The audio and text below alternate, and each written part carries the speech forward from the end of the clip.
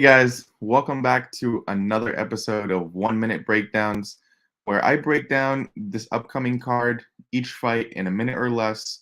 I know the title says UFC Vegas 69. I need to get that fixed. It's UFC Vegas 68. So is this upcoming weekend's fights for this Saturday for the Road to UFC event. I appreciate every single one of you troopers on this live stream in the late night. Zach, we're ready to do this. And if you guys haven't already, please like, comment, and subscribe.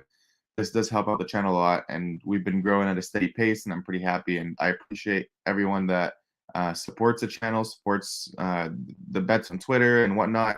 It just helps out the process that much more.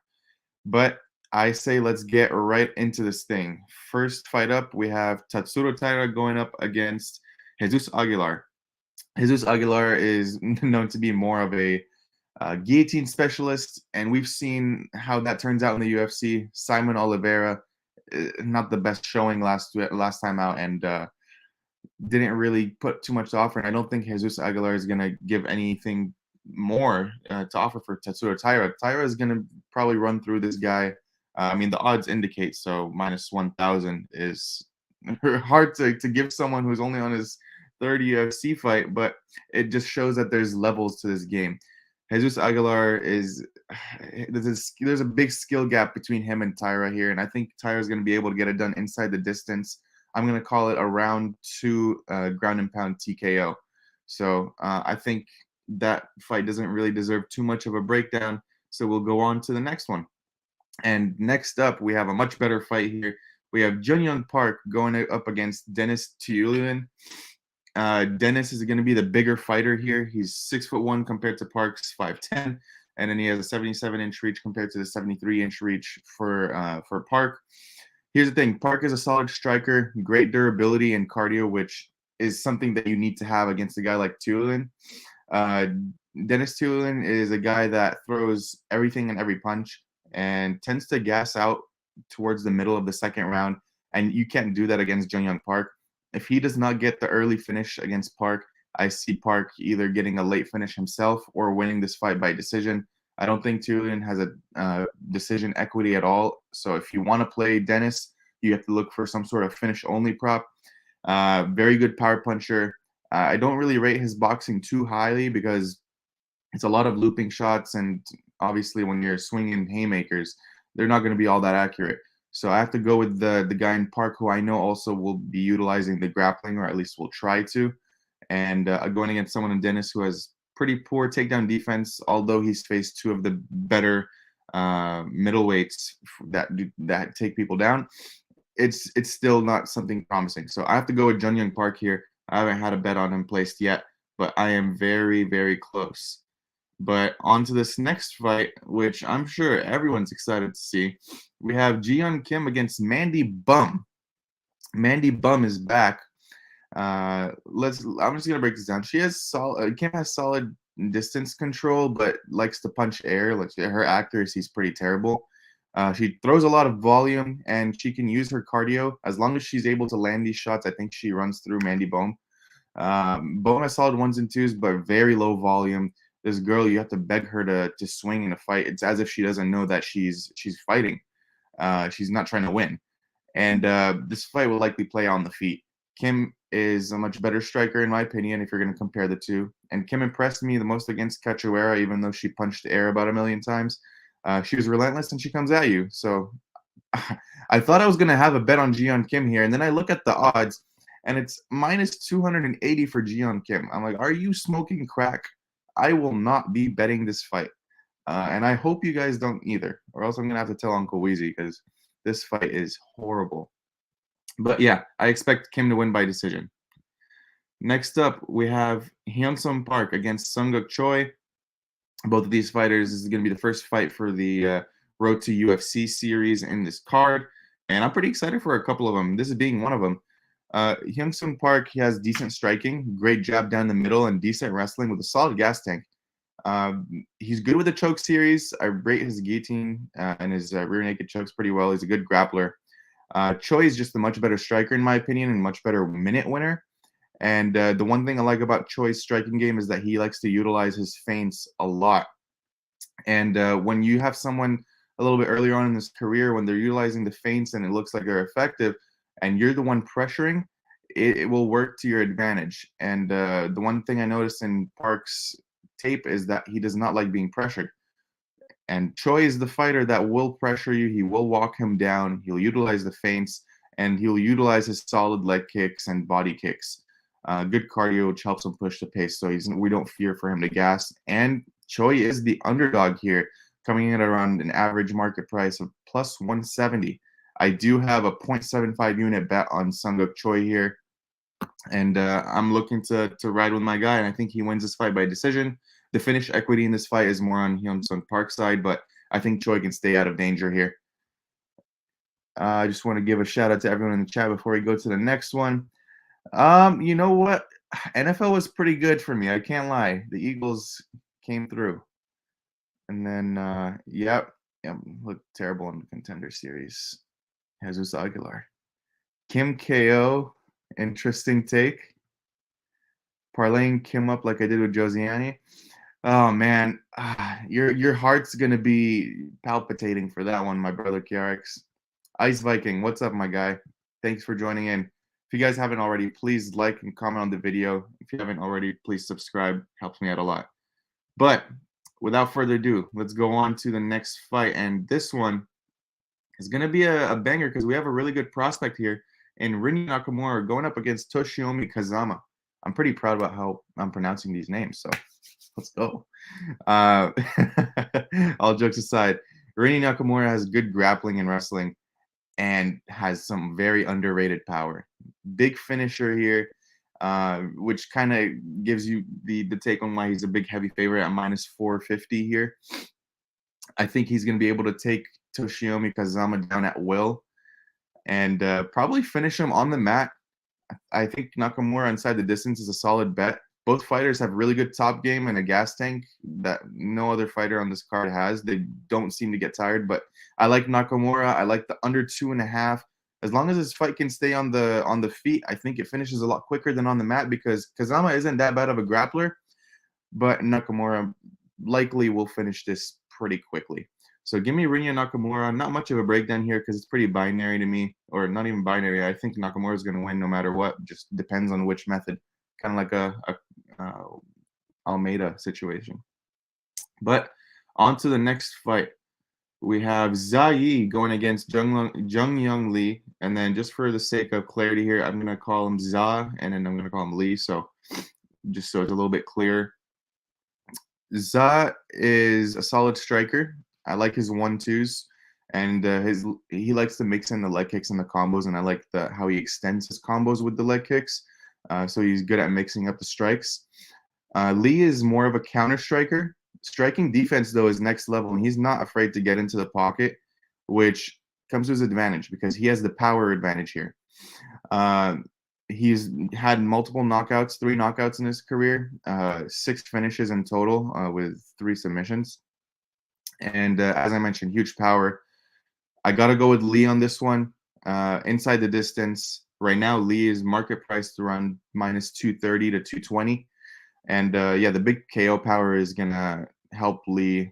And yeah, I just think Zai has a lot of holes in his striking defense that will be exploited here. So yeah, Lee inside the distance.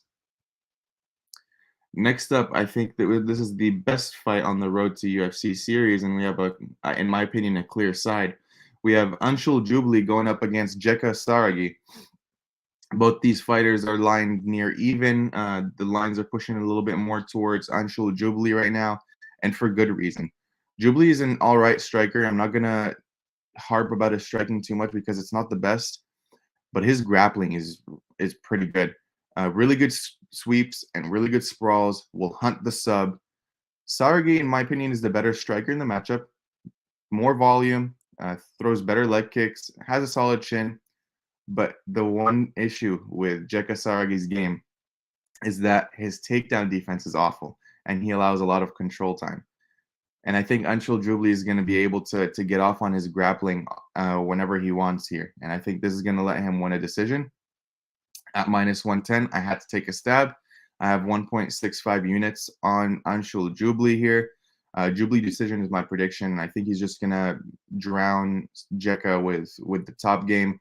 Maybe look for a finish, but I think this fight goes all 3 rounds and we get a decision win for Anshul Jubilee. Now going into the main card, this is where it starts to get interesting with a lot of the violence. We have Yusaku Kinashida against Adam Fujita. Kinashida is making his debut. Big power, very acrobatic and athletic with his flying knees and multiple different jumping strikes.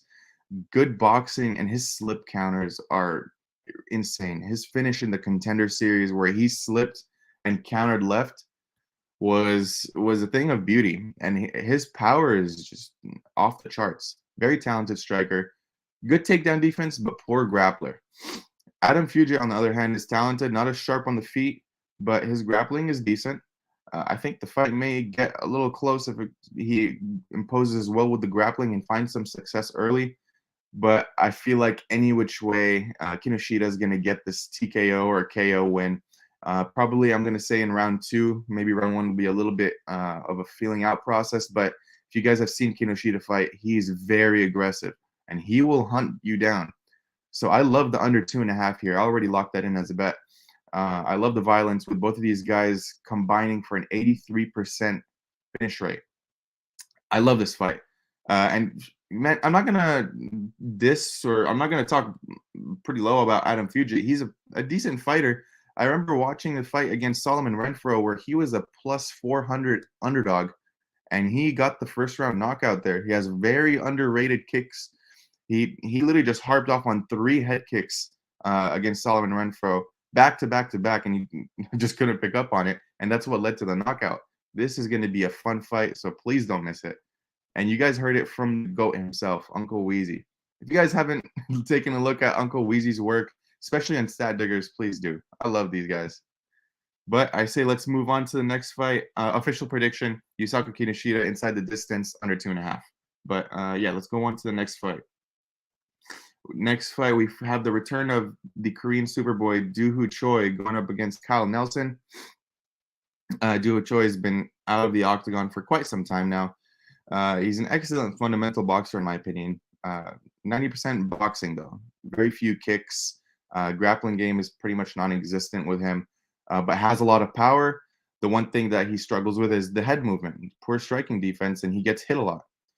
So if he's being pressured, it's going to be trouble for him. Choi is a defensive liability when it comes to moving backwards. So I have to say that Nelson is not as gifted as a striker, but he does have some power. He carries the power, and the activity will help him here. Nelson will probably choose to stick with some grappling here if he can get success early. That's going to be a minute winner for him, and I think if he does find the success on the grappling, he ends up winning the fight as the underdog. If I forgot to mention the line, it's minus 230 around that point for Dooho Choi right now.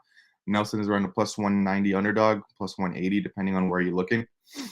And yeah, I think Kyle Nelson, if he's able to get off with the grappling, he ends up winning this fight because number one, Dooho Choi hasn't been in the octagon, and I believe it's 2 years, 3 years almost.